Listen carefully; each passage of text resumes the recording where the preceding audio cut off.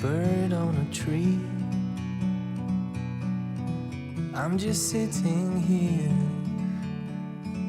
I got time, it's clear to see.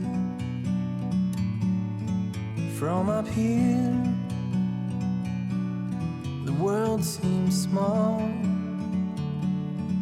We can sit together, it's so beautiful, you and me. We meant to be in the great outdoors, forever free.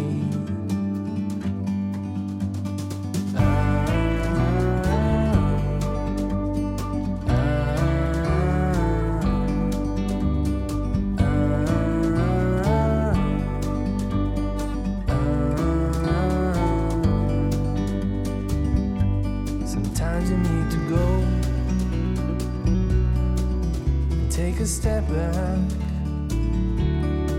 to see the truth around you. From a distance you can tell.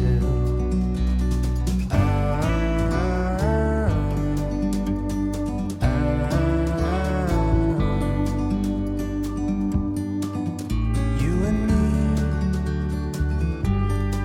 were meant to be in the great outdoors,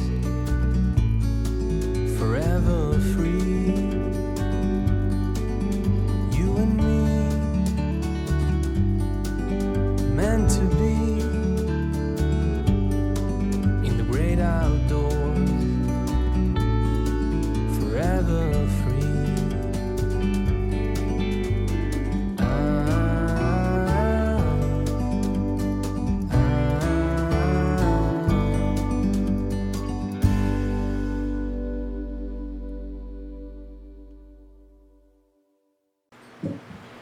네, 이제 오늘 주요하게 같이 이야기 나눌 초대 손님을 모셨습니다. 오늘 이태화 교수님 모셨는데요. 고려대학교에서 한국학 가르치시면서 특히 우리 근대기의 판소리에 대한 연구를 많이 하셔서 흥미진진한 이야기가 될 것 같습니다. 먼저 인사 한번 해주시고 자기소개해 주시죠. 네, 안녕하세요. 저는 방금 소개받은 이태화입니다. 판소리나 창극, 판소리꾼 이런 것들 주로 이제 공부를 하고 있고요. 네. 오늘 일제강점기 시대니까 오명창들이 활동하던 일제강점기 시대의 창극이나 판소리가 어떻게 돌아갔는가를 좀 이야기해달라고 해서 이렇게 결성해 왔습니다. 비가 많이 오는데 피해들 많이 없으시길 바라면서 재밌으려나 모르겠어요. 한번 해보겠습니다. 네, 캐릭터는 재밌어 보이죠? 네. 네, 엄선했습니다 오늘.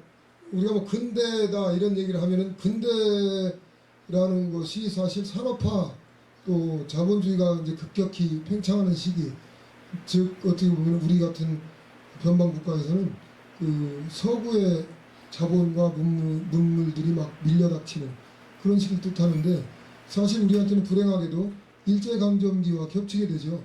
그래서 우리가 역사적 단절을 겪게 되고 그 결과로 우리 전통 문화, 예술, 사상, 이념 이런 것들도, 학술 이런 것들도 많이 망각되고 또 손상된 그런 것이 우리 현실입니다.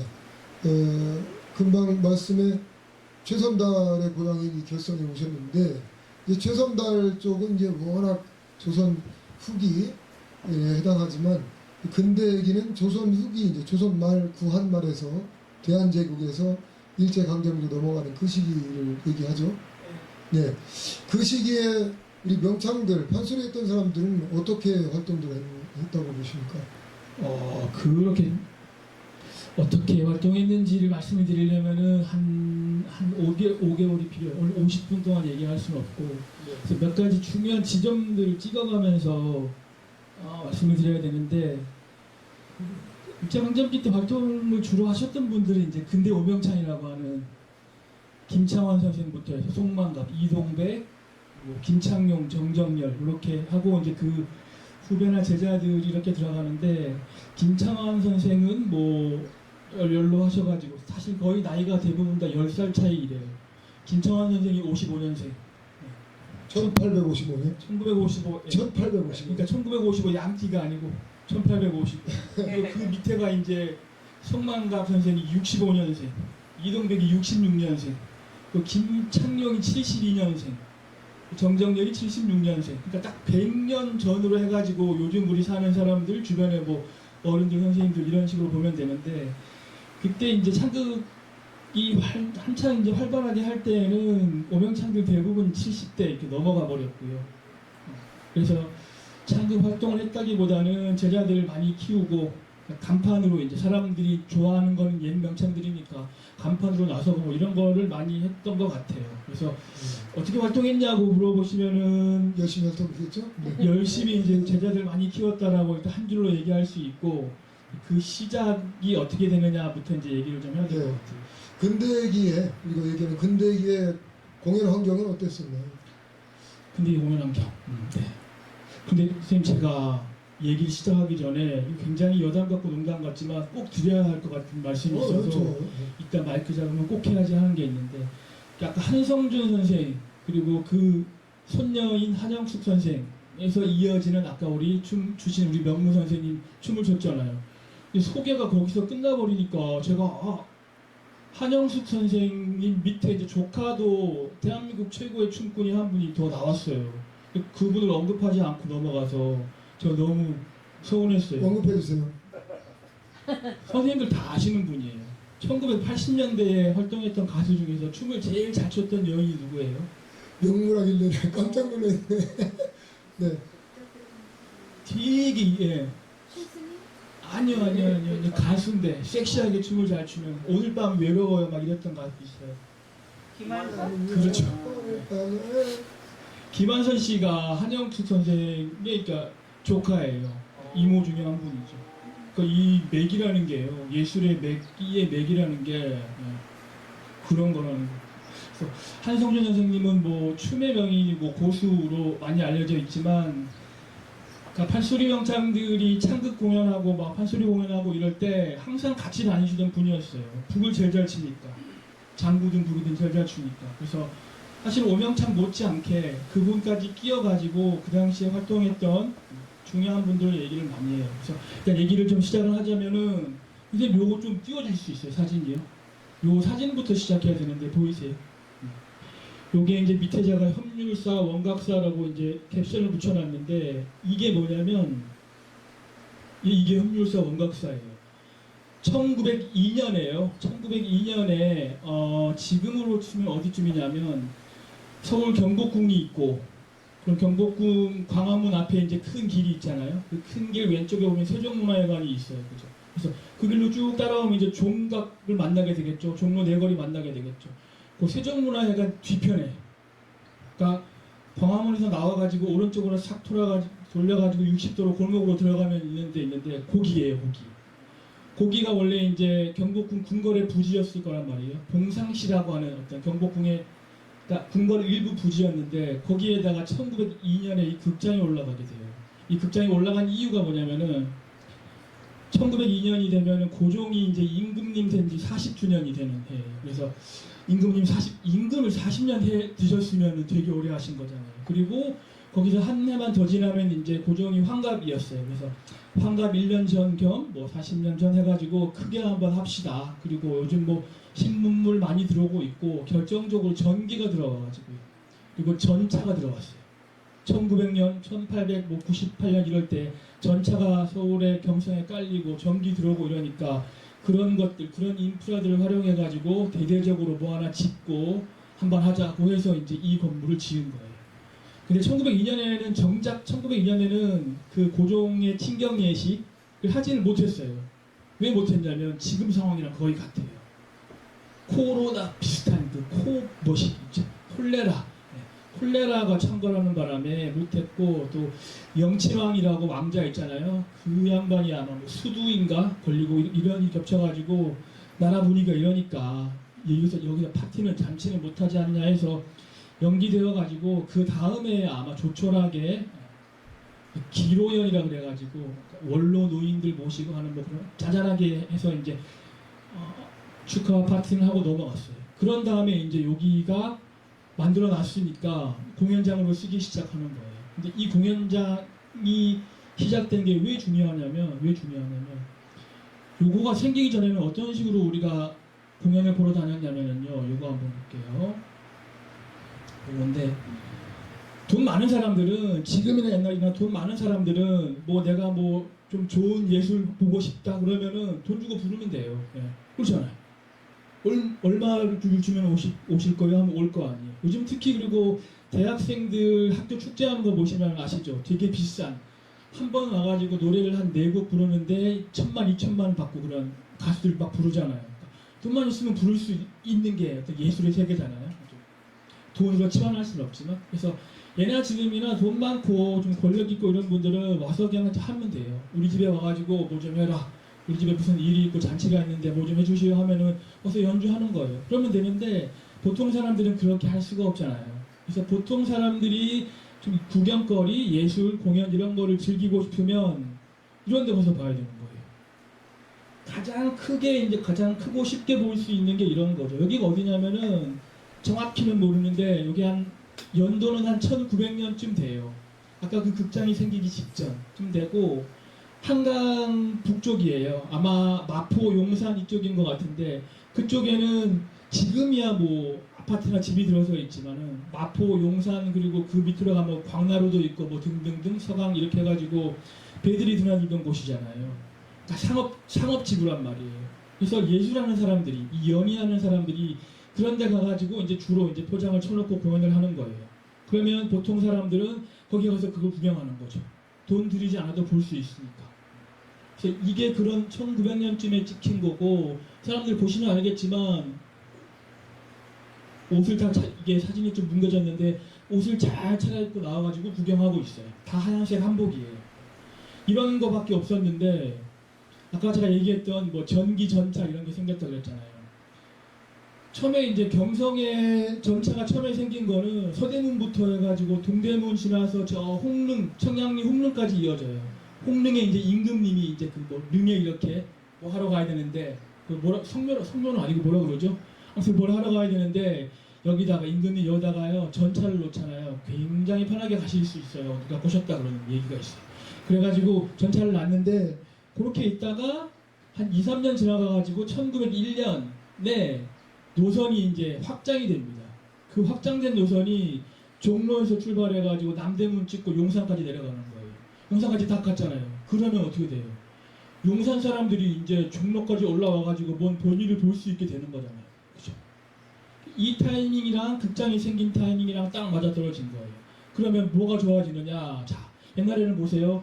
이렇게 천막을 쳐놓고 천막이라고 해봐야 그냥 이런 거 그냥 약간 그늘 가리는 정도밖에 없고 이런 거니까 비바람 오면은 못 하잖아요. 구경 못 하잖아요. 실내가 없으니까.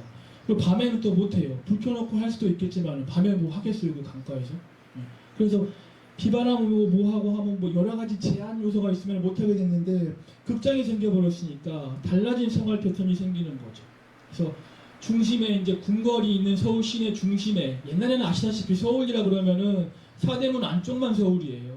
그 바깥은 경기도인 거예요. 사대문 안쪽이 아니라고 해도 전차가 생겼으니까 용산이나 이 근처에 살던 뭐 농부까지는 아니더라도 사실 농부쯤만 되면은 돼도 극장 구경 못해요. 너무 비싸가지고. 그래서 보통 사람들이 낮에 뭐 열심히 일하고 전차 타고 올라가가지고 6시부터 시작해서 11시까지 공연하는 이 공연장. 이 공연장에 가가지고 이제 공연을 볼 수 있게 된 거죠. 비가 와도 괜찮고 눈이 와도 괜찮고 그리고 실내에다가 전기가 들어오니까 아무 상관없죠. 시간 맞춰서 하면 되고. 다만 이제 여기를 가려면은 티켓이 필요하잖아요. 이게 너무너무 비싸가지고 보통 사람들은 갈 수 없는 뭐 그런 문제가 생겼지. 그래서 처음에 이제 이런 우리 공연 환경, 일제시대 공연 환경의 변화는 이제 이런 식으로 시작이 되어서 더 이상 밖에서 이제 이렇게 햇빛 가려가면서 보지 않아도 되는 그런 새로운 좀 인프라, 공연 인프라가 생긴 게 이제 시작이 되겠네요. 일단은. 네. 그 지금 저 원각사라고 하는 건물이 지금은 없어요. 저기 허물어졌고 저게 지금 가서 그 위치를 잡으려면 대체로 학자들이 밝혀놓은 것은 지금 서울 역사박물관 경희궁 앞에 있는 서울역사박물관 앞마당에 이렇게 옆에 그 구세군이 있고 또 그 교회 이름 뭐죠? 세문안 교회라고. 세문안 교회 그 자리쯤이라고 지금 얘기들 하고 있거든요. 거기 비석이 서 있어요, 이렇게. 맞아요. 원각사자리. 그러면서 이제 사실은 또 정동극장이라고 시청 쪽으로 여기서 이제 거기서 이렇게 길 건너서 이렇게 넘어가면 정동이잖아요. 그 정동극장이 원각사를 우리가 이제 그 후신이다 이렇게 자처하면서 서울시에서 이제 운영하는 극장이 되어가지고 지금 공연을 하고 있습니다. 그 마당에 바로 이동백 선생님이 동상에 서 있어요. 그 참 굉장히 재밌죠. 자연스럽게 이제 우리가 원각사에서 협률사가 이제 만들어져서 활동을 하게 되면서 고종 황제 40주년 그 친경식을 하지 못했지만 이제 거기 모였던 여러 광대들 또 예술인들이 각자의 또 활동들을 더 적극적으로 벌려나가는 시기가 닥치게 됐거든요. 그렇죠. 그래서 그 부분을 이제 좀 얘기를 한번 나눠보고 싶어요. 이런 네, 이동백과 관련되어서도 그 근대 오명창들이 이제 친경식은 못했지만, 그러니까 네, 국가 네, 행사는 뭐 흐지부지 됐지만 네네. 그 이후에 한양을 중심으로 어떻게들 활동했는지.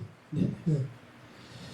요런 이제 극장이 생기니까 공연 패러다임이 달라지는데 일단은 요게 생겼는데 멋있잖아요.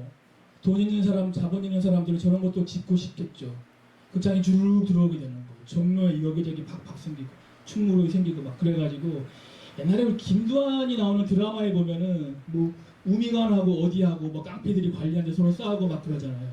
충무로 쪽은 일본 자본이 주로 들어간 극장들이 많이 들어갔고 종로 쪽은 조선 자본 들어갔고 저 수표교 아래쪽은 청나라 쪽 이런 식으로 구분이 되어 있어가지고 뭐 지금도 그렇지만 그런 업장들을 뭐 관리해준답시고 이렇게 하는 건달들이 있었던 거죠 실제로 그런 식으로 구분되어 있었는데 아무튼 여러 개의 극장이 생겼는데 요 극장 얘기를 조금만 더 하고 가자면은 여기 2층짜리 극장이에요.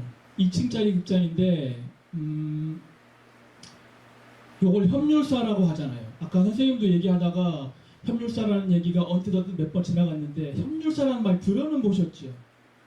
못 들어보셨어요 선생님들은? 아예? 그렇구나. 협률사, 요 극장을 사람들이 일반적으로 협률사라고 부르는데 사실은 그렇지가 않고 간단하게 요약해서만 얘기하자면은 몇 가지 사연이 있어요. 극장이 생겼는데 그러면 이제 판소리 오명창 중에서 김창환 명창이라고 있어요. 아까 얘기했던 55년생 나주 출생. 그 사람한테 해가지고 자네가 당신이 제일 선배고 제일 유명하니까 와가지고 그 1902년 그 공연 한번 준비해봐라고 한 거죠. 그래서 후배들하고 데리고 쭉 왔겠죠. 오고 지금은 아니지만 과거에는 판소리 같은 것들을 남자들만 했어요. 여성 명창이 없는 건 아닌데 거의 없었고 남자들만 하는 거였었어요. 그래서 소리는 남자들이 하는 거고 뭐 연주나 반주나 이런 것들은 뭐 남성들 악사들이 있는 것이고 거기에다가 더하기 해서 이제 무용수들이 있는데 이 무용수들이 누구냐면 이 사람들이에요. 그래서 김창환 명창이 자기 이제 후배들 제자들 거기다가 궁궐에서 데려온 이 무용수들과 함께 팀을 짜가지고 이제 공연을 준비를 하는 거죠. 이 무용수들이 누구냐면은 지금 보면 되게 앳돼 보이잖아요. 10대 아마 초중반일 거예요. 이 사람들은 원래 무용하는 사람들이긴 한데 원래는 기생이에요. 근데 기생 중에서도 기생이 등급이 3가지가 있습니다.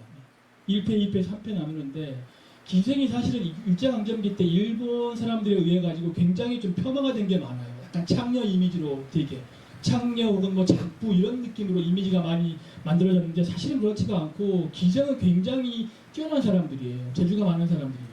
그 중에 이제 가장 높은 급여에 해당하는 1패 기생들은 궁궐에서 일하는 사람들이에요. 근데 기생이니까 어쩔 수 없이 신분 자체는 노비죠. 다만 소속이 궁궐인 거예요. 국가공무원이라고 해야 되나? 인 거예요. 그래서 궁궐에서 주로 하는 일이 의녀, 간호 아시죠? 의녀 그리고 바느질하는 일, 침선비 이런 일들을 주로 이제 평소에 하는 거고 그러다가 무슨 연애가 있다 그러면은 무용을 하는 거죠. 물론 이제 평소에 무용 같은 걸 다 배워놔야겠죠. 교방청이나 이런 데서 다 배워놓겠죠. 그래서 그런 걸 하는 사람들인 거예요. 그런데 이제 요때도 이제 그 공연을 위해서 이 사람들이 동원돼가지고 준비했는데 말하자면은 그러니까 조선 안에 있는 젊은 춤꾼들 중에서 여인 무용수들 중에서 가장 이쁘고 뛰어난 사람들의 모임인 거예요. 임금님 축하 파티니까 그렇게 준비하겠죠. 그런 식으로 멤버가 구성이 되었는데 이 즈음에 그리고 이 즈음에 이전에 관기제도라는 게 혁파가 됩니다. 물론 이제 그 이후로 신분제가 사라지는 거죠, 조선에서. 물론 이제 사라진다고 공식적으로 얘기는 해도 이어졌죠. 지금도 이어졌죠. 지금도 사실 계급이 있잖아요, 우리 아시죠?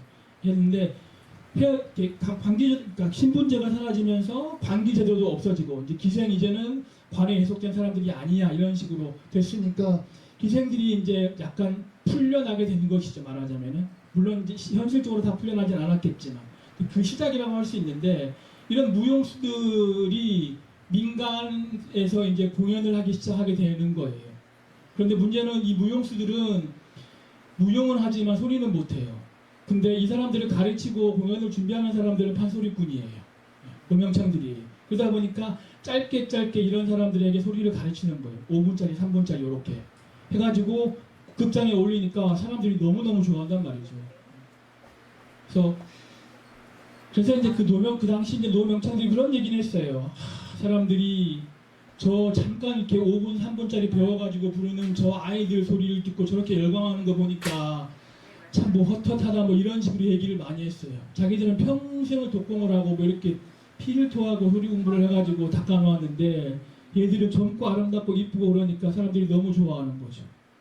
실제로 그리고 이 공연장에도 그 당시 뭐 신문 기사나 그걸 목격한 사람들이 남겨둔 기록을 보면은 사람들이 이렇게 비싸니까 보통 사람들은 잘 못 들어오고 뭐 고위 공무원들, 고위 관리들, 그리고 외국인들, 그리고 굉장히 부잣집 도련님들, 그리고 복장이 전부 다 부잣집 도련님들의 복장의 특징이 흰색이 아니에요. 비단이 이제 색깔 들어간 거, 밤색 이런 거 있죠. 밤색, 보라색 이런 거 입고 자수정 끼워놓은 선글라스 끼고 와가지고 얘들을 보러 오는 거예요. 그러니까 걸그룹을 좋아하는 요즘 팬 문화 있잖아요. 그런 게 사실은 요때 거의 시작된 것 같아요. 그런 식으로 하다 보니까 우리 오명창들은 요 당시 할 수 있는 일이 가르치는 거예요. 소리 가르쳐갖고 올려보내고 이러는 거. 왜냐하면 본인들이 노인네들이 그 앞에 서가지고는 장사가 잘 안 되거든요. 그리고 극장이 많이 생겼는데 극장에서 이 소리하는 사람들에게는 공연을 많이 할당을 안 해줘요.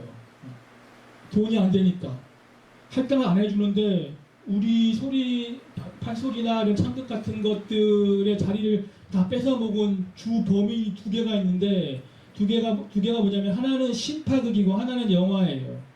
신파극은 들어보셨죠? 신파극 그러면은 징징 짜는 그런 걸 얘기하잖아요. 근데 원래는 그게 아니고 신파, 새로운 파, 뉴 웨이브 이런 뜻이에요. 그러니까 일본을 통해서 새로운 서양식 극이 들어왔는데 이게 신파극이야. 그러면은 조선에 원래 있던 구식은 뭐야? 구파극이지. 해가지고 소리꾼들이 하던 그런 연희물 이런 것들을 구파극, 구극 이렇게 부르고 새로 들어오는 걸 신파라고 부르는 거예요. 근데 이 신파극이라는 것들이 주로 이제 눈물을 짜내는 전 최루수상 그런 내용으로 갔던 거예요. 그러니까 사람들이 신파 그래가지고 오늘날 우리들은 신파 그러면 아 눈물 짜는 거 이렇게 알고 있죠. 사실은 그게 아니고 그 당시에 새로 들어왔던 극 이런 거였거든요. 거기에 밀려버렸고 또 한 가지는 뭐가 들어왔냐면은 활동사진이 들어온 거예요. 근데 극장을 경영하는 사람 입장에서 생각해 보세요. 활동사진은 필름만 갖다 놓고 돌리기만 하면 돈이 나오잖아요. 얼마나 좋겠어요. 섭외 안 해도 되고. 그러니까 그런 새로운 연극 그리고 활동사진, 영화 이런 것들이 들어오니까 이 예술가들은 갈 곳이 없어지는 거예요. 이렇게 봐야 뭐 일주일 내내 둘러가도 뭐 일주일 중에 하루에 뭐 몇 시간 정도 이렇게 우리 소리꾼들이나 이런 사람들에게 공연 기회가 주어지는 거죠. 그나마도 이런 기생 출신 예쁜 이런 무용수 출신 이런 사람들이 나와가지고 짧게 공연하는 거 이런 거 열광하지 전통 소리 이런 것들을 보러 극장을 오지 않는다는 거죠. 네, 일단 거기까지 한번 정리를 해보고요. 그러니까 공연 환경이 그런 식으로 바뀐 거죠. 전통 시대의 신분제도 이제 많이 제도적으로는 가부경장 때 혁파가 됐지만 그 구습은 아직도 내면화돼 있고 하지만 이제 돈이 있으면 표를 끊어서 들어갈 수 있는 그리고 전차도 돈이 있으면 탈 수 있고 그래서 이제 문화라고 하는 것이 대중화된다라는 시대가 열린 거죠. 그래서 대중문화라는 속성이 시작되고 있다 이렇게 볼 수 있을 것 같아요. 그렇죠. 대중문화가 시작되었고 뭐 극장의 공공성이라 그럴까 누구나 돈만 있으면 한 자리에 앉아가지고 볼 수 있는 이런 게 막 생기고 그랬는데 근데 그때 이제 약간 또 어떤 게 생겼냐면은 이 예술인들을 국악인들을 관리할 수 있는 약간 그런 토대가 좀 생기기도 했어요. 물론 이제 아주 좀 초보적인 거지만 이 극장 처음에 현물사라고 하는 극장이 생겼을 때 이 극장의 이름은 현물사가 아니고 그냥 이름이 사실은 없고 그냥 희대라고 불렀어요. 희대. 희대는 중국에서 옛날에 뭐 원나라 송나라 때부터 이미 쓰던 용어예요. 그냥 극장이라는 뜻이에요. 희대를 그냥 지은 거고 따로 이름을 붙이진 않았어요. 다만 이제 그 극장에서 이런 공연하는 예술가들을 불러다가 관리하고 이런 조직이 필요할 거 아니에요. 그 관리하는 부서 이름이 이제 협률사인 거예요. 그런데 이 관리하는 부서 협률사가 공연단들을 관리하니까 공연단까지도 사람들이 협률사라고 부르고 이 사람들이 이 극장에서 공연을 하니까 아 저기가 협률사 이렇게 다 부르게 된 거예요. 부서. 그러니까 원각사는 뭐예요? 네? 원각사는? 그래서 그렇게 영막상 그 다음인데 바로 말씀드릴게요. 그게 협률사였고 사람들이 그래서 그냥 협률사라는 이름을 이렇게 두루두루 쓰게 된 거예요. 했는데 이게 여기서 이 협률사 공연을 할 때 처음에 어떤 게 있었냐면은 협률사라는 이 부서가 신문에 광고를 막 내요. 내가 지금 뭘 냈냐면은 약간 제가 약간 좀 쉽게 가볍게 말씀드리자면 이런 내용이에요. 신문에 뭐라냐면 자 여러분 우리 협률사 시작된 거 다들 알고 계시죠 국민 여러분? 그래서 이제부터는 소리광대를 우리가 관리할 거예요. 그러니까 소리광대가 뭐 1급, 2급, 3급으로 나눠가지고 1급은 얼마, 2급은 얼마 이렇게 개런티가 있고 시간은 몇 시부터 몇 시까지가 한 타임입니다. 그거 넘어가면은 2배 받습니다. 야간은 이때부터 한 타임이고 3일 전에 예약을 하셔야 되고 뭐 어떻게 하면은 나중에 뭐 따블이 되고 이런 식으로 해가지고 자기들이 광대들을 관리한다고 신문에 광고를 내요. 그리고 또 하나는 뭐냐면은 그리고 광대 여러분들은 와가지고 우리 관리를 받으면서 이제 앞으로 이제 활동을 하세요. 만약에 우리 관리 안 받고 그냥 사사롭게 어디 불려가서 뭐 한다 이러면은 뭐 있을 건데 그렇게 아세요 했어요. 또 한 가지 서울 주변에 절이 굉장히 많은데 절에서 모여가지고 이렇게 행사나 공연을 되게 많이 했나 봐요. 그런 거에 불려다니는 예술가들 많이 있는 걸로 아는데 그거 가다가 또 걸리기만 하세요. 세금 더블로 물겠습니다라고 현물사에서 이렇게 막 신문에 광고를 낸 거예요. 이렇게 할 수 있었던 이유가 궁궐에서 지시해가지고 만든 곳이니까 처음에 왕립이잖아요. 그 위세가 있는 거죠. 근데 그거 말고 그 이후로는 실제로 어떤 식으로 운영됐는지는 이제 기록이 잘 없어요. 그래서 그런 것들 보면은 일단 뭔가 협률사라는 게 생겨가지고 예술가들을 체계적으로 관리하면서 극장이나 이런 데다가 이제 안정적으로 공급하고 이런 체계를 잡으려고 했는데 제대로 안 됐던 것 같아요. 제대로 안 돼가지고 그냥 위야무야 넘어가다가 결국은 1906년에 문을 닫습니다. 여기가. 문을 한 1년 공연하다가 문 닫고 뭐 관인 구락부라 그래가지고 장교들이나 고위급들 이런 사람들 노는 사교장 이런 거로 쓰고 다시 좀 열었다가 뭐 하다가 이렇게 하고 이렇게 막 잘 못하다가 나중에는 여기가 이렇게 민간 풍속을 해친다 뭐 어쩐다 이런 상속까지 올라오고 이래가지고 결국은 1906년도에 이렇게 폐지가 돼요. 폐지가 되고 그 이후에 이제 1년 2년 뒤에 1908년에 이번엔 사설로 이제 민간 자본이 들어와가지고 요걸 활용해가지고 새로 이제 극장으로 다시 한번 굴립시다라고 해서 한 게 원각사예요. 같은 건물인데 이름을 원각사라고 붙인 거죠. 여기서 원각사라고 이름을 붙여놓고 시작을 했는데 이 원각사를 운영하는 사람들은 여러 명, 그러니까 물론 바지 사장 이런 건 있겠지만 여러 명이 개입했는데 그 유명한 의사오적 송병준 이 얘도 여기 개입되어 있고 실질적인 뭐 비선 실세였겠죠. 개입되어 있고 그 이외에 뭐 이인직 이 사람도 친일파에게는 소설가 이인직이 들어가 있고 그리고 광대 중에서는 이동백 선생이 거기 이제 앞에 주역으로 끼어 있고 또 한 명 유명한 사람이 안순환이라고 하는 요리사가 끼어 있어요. 이 사람은 마지막 대령숙수예요. 대령숙수는 임금님의 요리사를 대령숙수라고 하잖아요. 마지막 대령숙수, 조선의 마지막 대령숙수인데 이 사람이 여기에 이제 은퇴하고 뛰어든 거예요. 이 사람의 개입이 어떤 의미를 갖게 되냐면은 극장을 6시부터 11시까지가 원래 정시에 그 타임 잡혀진 타임이에요. 11시까지 공연을 딱 보고 나오면은 아무것도 없을 거 아니에요. 해봐야 저 뒤에 뭐 경복궁밖에 없고 아무것도 없잖아요. 그리고 거기서는 아무나 장사할 수 없는 거잖아요. 원래는 허가받은 곳만 뭐 유기전 그래가 허가받은 그런 데만 장사할 수 있는 거잖아요. 근데 거기에다가 이 요리사 출신 안순환 씨가 딱 개입을 하게 되니까 끝나고 가서 이제 뒤풀이를 할 수 있는 요리집을 같이 경영하게 되는 거죠.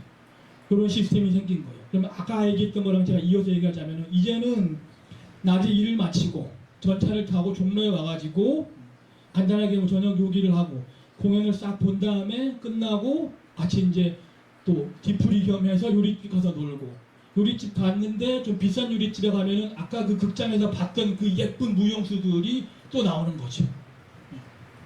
그렇겠죠. 그런 식으로 해서 이제 즐기는 문화가 되고, 그렇게 이제 요리집이 발전하고 극장이 발전하고 이러다 보니까 소리라는 사람들이 아까 제가 얘기했는데 소리할 만한 기회가 극장에서는 별로 잘 없다고 했잖아요. 그러다 보니까 당연히 사사로운 그런 자리에 많이 가겠죠. 그럼 사사노름이라고 하는데 사사로운 자리에 많이 가고, 또 방금 말씀드렸던 요리집 같은 데 많이 가고, 그러니까 지금으로 치면 연예인들이 이제 업소를 뛰는 것처럼, 예전에 과거에 이제 나이트클럽 뛰고 막 그랬잖아요. 그런 것처럼 그런 식으로 많이 가는 거예요. 근데 이걸 본 우리 명창들, 송만갑 선생, 이동백 선생 이런 분들이 너무 한심한 거예요. 예. 판소리가 끝나갈 것 같은 느낌인 거예요. 판소리를 제대로 전판으로 배우고 이런 제자들은 거의 없고, 짧게 배워가지고 아주 이제 고수익을 올리기 위해서 요리집 나가고 막 이러니까 그런 얘기를 대놓고 많이 했어요. 신문 기자랑 인터뷰하면서 우리 젊은 제자, 어린 제자들이 뭐 그 마음을 모르는 것은 아니지만은 술집, 기생집, 요리집 이런 데 출입을 좀 줄였으면 좋겠다라고 송만갑, 이동백이 아예 얘기할 정도로 그런 식으로 많이 활동하게 돼요. 그리고 이 선생님들은 뭘 했냐면 그 당시에 공연할 때가 별로 없잖아요. 간판 스타가 되어가지고 그런 노릇을 하는 거예요. 이게 무슨 말이냐면은 사람들한테 뭐 판소리꾼 누구 이렇게 하면은 아는 사람이 잘 없어요. 지금도 그렇지만. 그래서 유명한 오명창 이름을 갖다 붙여야만 흥행이 되거든요. 요걸 신문사들이 되게 활용을 잘했어요. 조선일보사나 동아일보사 이런 데에서 신문사 그 구독자들을 위한 상은 행사 이런 걸 자주 열었어요. 오늘은 서울에서, 다음은 평택에서, 안성에서, 어디에서 막 이렇게 그런 행사를 막 돌아요. 그러면서 우리 신문 보는 사람들은 공짜 이런 식으로 하는 거죠. 하는데 오늘 누가 나오냐? 그 유명한 이동백과 그 일행이 옵니다.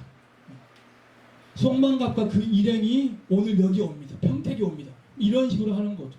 그런 식으로 약간 뭐 얼굴 마담까지는 아닌데 그 유명세를, 그러니까 문화적인 공연의 패러다임이 바뀌어버리기 직전에 최고 스타였던 사람들이잖아요. 이 최고 스타였던 이 사람들의 어떤 네임밸류를 이용해서 그런 식의 공연을 많이 했어요. 여전히 이제 뭐 천막치고 하는 공연들 되게 많이 했고요. 극장 아니지만 포장 공연 같은 것들은 되게 많이 했다고 해요. 특히 이제 그 중에서도 이동백 선생이 여전히 최고 인기 스타였고, 이동백 이외 선생님들은 제자 육성에 주로 힘썼던 것 같아요.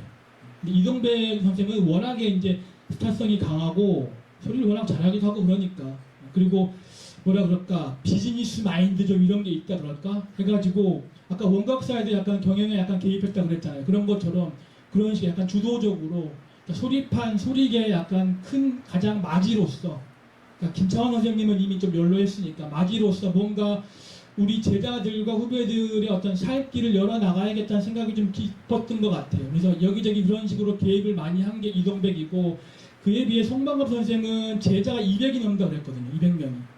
그러니까 그 당시에 소리를 배운 사람들은 다 송만갑 제자인 거예요. 지금도 아마 동편제 소리 아마 전승하신 사람들한테 물어봐서 선생이 누굽니까? 그러면은 누구고 그 위에 누구고 그 위에 송만갑이요 그래요. 다 송만갑에서 시작해요. 그런 정도로. 근데 서편제는 그런 식으로 올라가면은 정경렬까지 올라가요. 보통 그 당시 활동한 사람 중에 정경렬 올라가잖아요. 근데 중고제는 올라가기는 가는데, 예, 올라가면 이동백, 김창룡이 있긴 있는데 중간 다리가 없네. 예. 박성원에서 바로 이동백으로 올라가 버려요. 물론 그 사이에 선생님 계시긴 하지만 그런 식으로 해서 오늘날 이제 동편제 소리가 굉장히 좀 득세를 많이 하게 된 게 송만갑이라는 이런 분이 제자를 그 당시 많이 키워서 그런 거고, 반면에 중고제 소리라고 하는 이동백 선생은 본인의 스타성을 가지고 공연을 하고 다니는 이런 걸 많이 했기 때문에 사실은 제자를 많이 못 길러낸 그런 것이 있고, 서편 소리는 정경렬 선생이 뭐 이렇게 있고 이런. 근데 지금 가지를 너무 많이 치는 것 같아요. 어떻게? 네, 그래서 이제 정리하려고요. 그래서 저 재밌죠? 네. 네, 굉장히 재밌습니다. 그 시대의 그 국악사에 대해서 연구를 하고 논문 쓰시고 하기 때문에 지금 할 얘기가 너무 많은 거예요. 솔직히 이걸 가지고 뭐 한 학기 강의를 하고 그런데요. 근데 오늘 이 제한된 시간에서 하려니까 힘든데 재밌어요. 그 저는 이제 이동백과 김창룡 이런 중고점 명창들이 활약도 활약인데 그 시대에 원각사에 모였던 용창들이 이제 한양에 머물면서 활동을 하면서 이제 새로운 것들을 만들어내기도 하잖아요. 네. 그 이제 창극도 그런 중에 하나라고 얘기를 하는데 그 창극의 발생에 관련돼서도 좀 이야기 좀 나눴습니다. 네, 오늘의 메인 주제가 사실 창극이라서 요 얘기를 말씀드려요. 창극이 뭔지는 아시잖아요. 구경들도 하셨고 실제 창극 공연도 하시고. 창극이 뭐냐면은 그러니까 여기 계시는 선생님들은 대부분 아시겠지만 판소리가 있는데 그거를 이제 무대 공연화 시켜 놓은 거, 역할을 나눠가지고 이게 창극이잖아요. 그럼 창극이라는 게 우리 이 땅에서 언제 맨 처음 시작했느냐를 한번 말씀드려야 되는데 확정을 지을 수는 없어요. 여기부터 이런 건 없어요. 왜냐하면 이게 과도기라는 게 있는 거니까. 근데 그걸 보통 이제 1908년도 아까 이제 원각사가 새로 문 열었다고 했잖아요. 협률사 이제 문 닫고 새로 이제 리모델링 해가지고 사립으로 사설로 해가지고 했다고 했잖아요. 거기에서 그 최병두 타령이라고 하는 걸 올려요. 최병두 타령은 그러니까 2인직의 신소설 은세계가 있는데 은세계를 가지고 신연극을 올렸는데 그 작품의 일장과 내용이 뭐 거의 같다 이렇게 얘기해요. 지금 우리가 구체적으로 알 수는 없고 이렇게 전해지기만 하는 거죠. 이동백을 비롯한 이동백 성만갑 등등 그리고 이동백 성만갑은 확실하게 거론이 되는데 나머지는 확실히 알 수 없어요. 강용환 선생도 있고 뭐 김창완 선생은 여기도 없었던 것 같고 그런 이동백 성만갑을 중심으로 해서 후배들 제자들하고 해가지고 새롭게 극을 짜는 거예요. 창극을. 그 최초로 짠 극이 최병두 타령이 이겼다라고 보고 있어요. 일단 있는데 그 전까지는 그 최병두 타령이 나오기 전에는 그 전까지는 어떤 식으로 이제 창극 공연을 했냐면 창극은 아니고 소리를 하는데 역할을 나눠가지고 그냥 부르는 거죠. 말하는 입체창 이런 거. 그냥 한 명이 쭉 부르는 게 판소리인데 그게 아니라 내가 춘향이 거 부를 테니까 니는 이도령 거 부르고 뭐 하고 이렇게 이런 식으로 하는 거죠. 아니리든 네가 한번 내가 한번 이런 식으로 짜가지고 하는 거죠. 이렇게 하고 그 전판을 부르는 것도 아니고요. 짧게 뭐 토막으로 해가지고 부르는 거예요. 그런 식으로 하던 게 이게 고작이었는데 1908년 원각사에서 본격적으로 소리꾼들이 뛰어 들어가가지고 한 편을 짠 거죠. 근데 지금 그 우리가 확인할 수 없어서 잘 모르는데 아마 이제 그 이후에 이제 신문이나 다른 증언이나 이런 걸 보면은 그렇게 뭐 창극이라고 할 만할 정도로 뭔가 좀 볼만했다, 들을만했다 이런 건 아니었던 것 같아요. 왜냐하면 굉장히 안 좋게 얘기하는 게 되게 많아요. 말하자면 어떤 거냐면은 우리 구연극이 이 구파연극이 이렇게 수준이 안 되니까 신파연극한테 밀리는 거야 이런 얘기들이 되게 많았어요. 학자들도 그런 얘기를 신문에 많이 기고했고 그랬거든요. 밀리는 거야. 그러니까 왜냐하면은 배운 적이 없으니까요. 소리꾼들이 소리만 했지 극작술 이런 걸 배운 적이 없잖아요.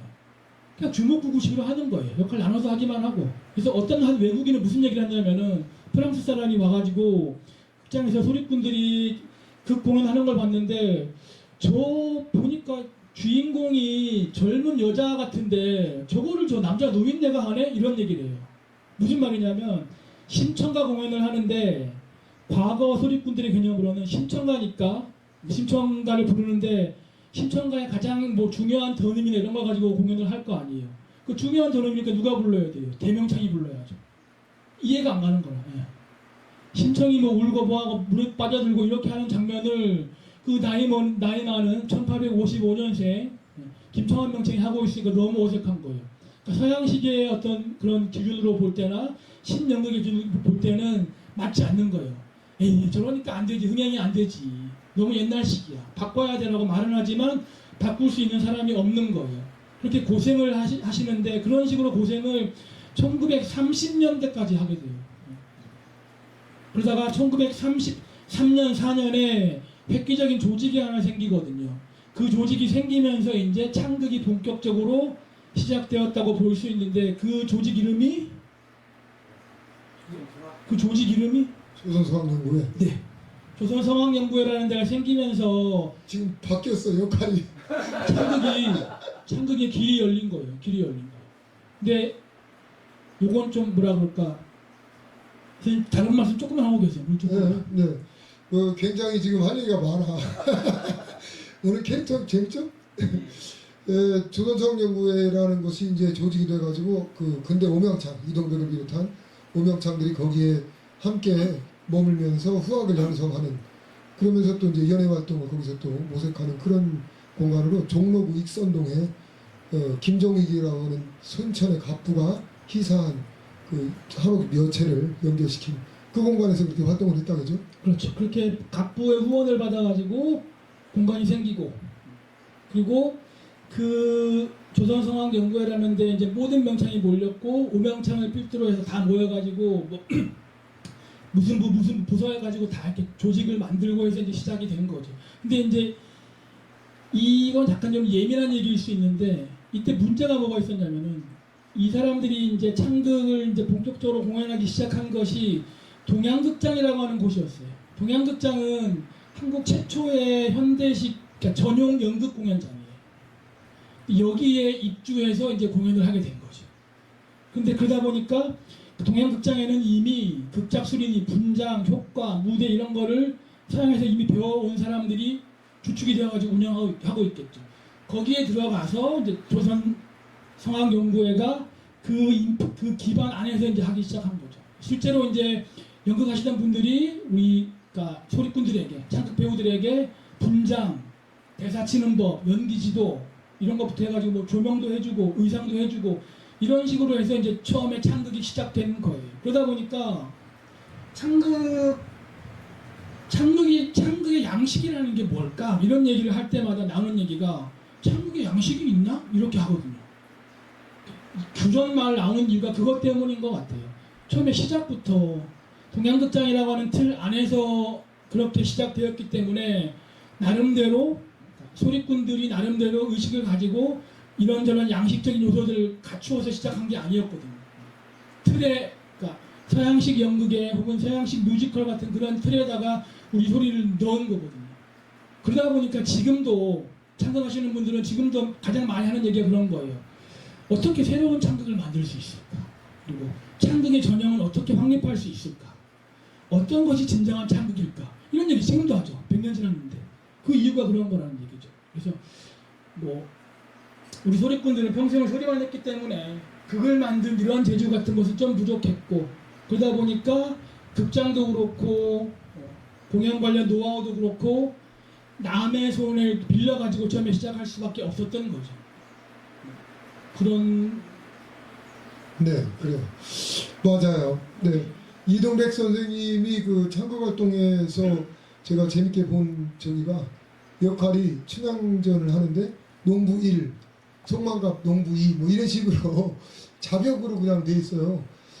그때 이미 그분들이 아주 연로하시고, 그리고 이제 주역이 되는 분들은 30대들, 그 젊은 분들 이런 분들이 이제 나서게 되죠. 1934년이면 오명창은 70대가 되는 거예요. 80대 나왔는데 지금. 이동백은 80 가까워지는 거고, 그 밑에는 이제 70대인데 그분들이 실질적으로 주도적으로 뭘 할 수가 없죠. 지금 70도 노인인데 그 당시 70이면 얼마나 노인이에요. 그래서 제자들 육성하고 이런 걸 많이 하셨고, 하지만 이분들이 필요하잖아요. 명창의 이름이 필요하잖아요. 그러다 보니까 도창 같은 거 하는 거죠. 도창 혹은 뭐 신봉사를 할 수 있겠다. 신봉사. 농부 1인데 나와가지고 관객들한테 얼굴 보여주고 들어가는 거죠. 그럼 사람들은 오 이동백, 와 송만갑 이러는 거죠. 창극에서. 실제로 이분들이 공연을 기획하고 이런 거 부족했고, 그 다음 세대, 1900년대에 태어난 사람들, 그러니까 뭐 김현수 명창, 동초, 아니면 정남이, 그리고 가야금 하시던 뭐 오태석, 조상선 이런 분들이 이제 30대가 되는데 요분들이 주도적으로 하는 거예요. 그분들 바로 위에는 정정렬이 있어요. 정정렬 선생이 창극 소리 작찬을 많이 했다 그러죠. 춘향가도 새롭게 많이 만드셨지만 창극 소리도 많이 하셨고, 그분 바로 밑에서 이제 그 사람들이 많이 활동을 하고 음악도 짜고 뭐 연출도 하고 이랬는데, 문제는 전쟁이 딱 터졌을 때 그 중에 핵심적인 사람들이 이북으로 다 올라가 버렸어요. 김현수 선생 하나 남기고. 그러니까 전쟁 이후에 김현수 선생이 혼자 남아가지고 국립극극 단장이 62년도에 되어가지고 70몇 년도에 돌아가실 때까지 그냥 종신으로 단장을 하셨죠. 너무 잘해서 그렇다기보다는 홀로 남으신 거예요. 일제강점기 때 소리 창극을 하던 이런 사람들 다 돌아가시고 월북해버리고 홀로 남으신 거예요. 그걸 쭉 끌고 온 거예요. 그러다가 다행히 이제 박동진 선생이 완창으로 히트를 치는 바람에 사람들이 소리에 대한 관심이 좀 커졌고, 그래서 창극단도 약간 좀 주목을 받기 시작했고 이랬던 것이지, 정말 힘들게 이렇게 좀 왔어요.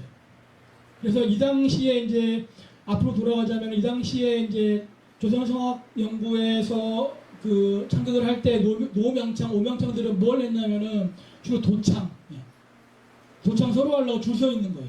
셋이서 이동백, 송만갑 그리고 김창룡 이렇게 셋이 또르르 서가지고 그 뭐 연출자가 있을 거 아니에요. 가지고 연습하고 이럴 때 도창하는 대목이 나오면은 누가 먼저 푹 나와가지고 자기가 하는 거예요. 그러면 또 슥 밀치고 내가 하려고 그러고 이렇게 노인네가 셋이서 도창이라도 하려고 그렇게 노력을 많이 했다 그래요. 다른 거는 공연 위에서 다른 역할을 할 수 없으니까.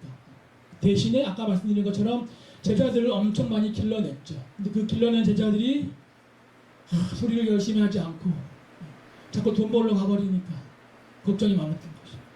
네.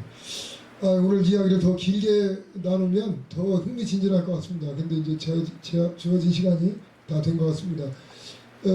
근대 시대에 창극도 생기고 또 판소리판의 어떤 그 관객층도 바뀌고 그 공연 환경이 무엇보다도 극장을 비롯해서 많이 변모가 되는 그런 상황을 우리가 살펴봤고, 근데 사실 불과 그게 지금으로부터 100년 전, 짧게 잡으면 전쟁 직전까지 그런 양상이 비슷하게 이어져 왔다면 전쟁 이후로 1953년 이후로 창극단, 국립창극단도 64년도 아까 금방 동초 김현수 선생님이 그렇게 혼자 애를 쓸 수밖에 없었던 건 그 초창 기록을 저도 보니까 월급이 없었더라고요. 그렇죠. 왜냐하면 이미 국극 하잖아요. 여성 국극. 네. 국극에게 인기 다 뺏긴 그렇죠. 뒤였고. 그래서 국극이 이제 50년대, 60년대까지 흥행을 할 때 남자 명창들이 설 자리는 더욱더 없었고. 그렇죠. 김현수 선생님은 어쨌든 서울을 사수하면서 그 김현수 선생님이 이제 뭐랄까 이렇게 우두머리가 돼가지고 후배들 또는 제자들급들을 데리고서 계속 공연을 해왔던 거죠.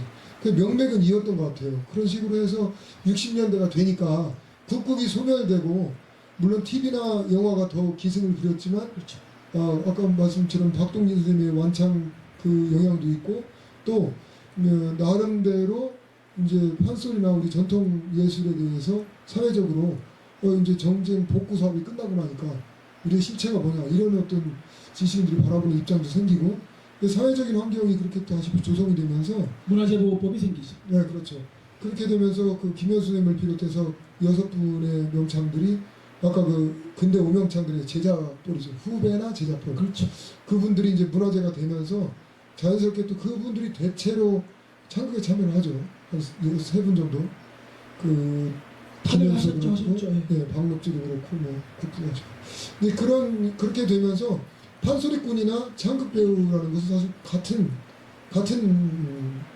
역할로 이렇게 보는 시각이 한동안 지속됐던 것은 사실이에요. 근데 요새 보니까 이제 끝나는 마당에 시사적으로 가볍게 얘기하면 요즘은 이제 창극 배우들도 더러 스타들이 대중적 인지도가 높은 사람들이 생겨나기 시작하고 있고요. 또 그런 분들은 사실 판소리 명창 또는 판소리꾼으로 불리기보다는 스스로도 그렇고 외부에서도 창극 배우라는 이 명칭을 더 좋아하고 선호하는 것 같아요. 근래에 국립창극단 작품들 좀 보셨습니까? 거의 많이 봤죠. 네. 그 작품들이 지금 2023년, 2020년대, 10년대 요때 지금 한 근 10여 년대 경향과 그 이전 그러니까 2000년대 초반 또 1900년대까지 1980년, 1990년 이때 양상들이 좀 다르게 보이거든요. 제가 봤을 때는. 그렇죠. 예, 그거는 이제 1980년대에 전두환 정권의 수립과 함께 등장했던 그 허씨 삼형제 중에 이제 한 조카쯤 되는 허기우 선생의 역할이 또 있었고 그런 얘기는 다음에 우리가 한번 네네네. 해봤으면 좋겠고. 근데 그런 얘기는 선생님이 사실은 전문가잖아요. 그러니까 다음에 또 해봤으면 좋겠습니다. 제일 잘하세요. 창극을 21세기 대한민국 창극의 산 증인이고 뭐라 그럴까. 그러니까 창극을 하나 만들어야 되는데 혼자서 할 수 있는 사람 유일한 사람일걸요. 그렇죠. 극을 짜고 기획하고 연출하고 공연까지 출연까지 할 수 있는 거의 유일한 사람. 뭐 과찬인지 뭔지 모르겠는데 그때 일단 제가 MC로 올게요. MC로. 네 감사합니다. 일단은 네 알겠어요. MC 본능이 있어, 진행자 본능이 있어 보니까 오늘 끝으로 정리 겸 소감을 말씀해 주시고 끝내겠습니다. 지금 제가 목이 쉬어서 너무 죄송합니다.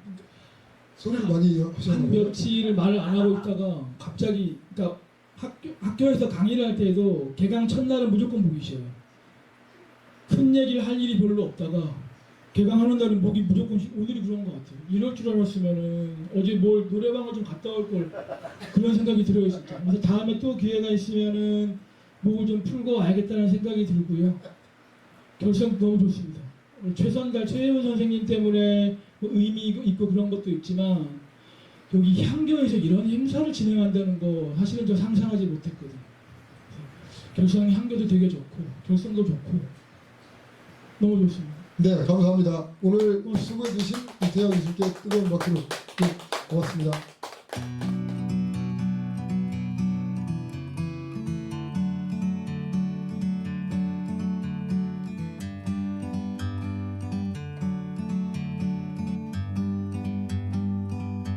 Like a bird on a tree, I'm just sitting here. I got time, it's clear to see. From up here, the world seems small. We can sit together. It's so beautiful, you and me. We meant to be in the great outdoors, forever free.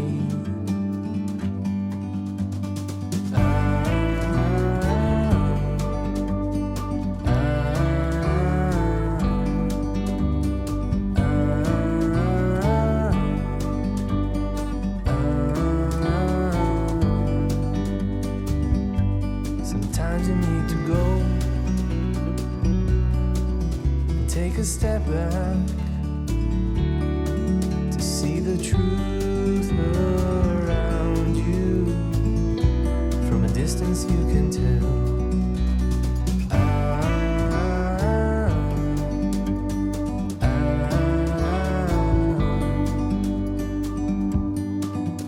You and me, we're meant to be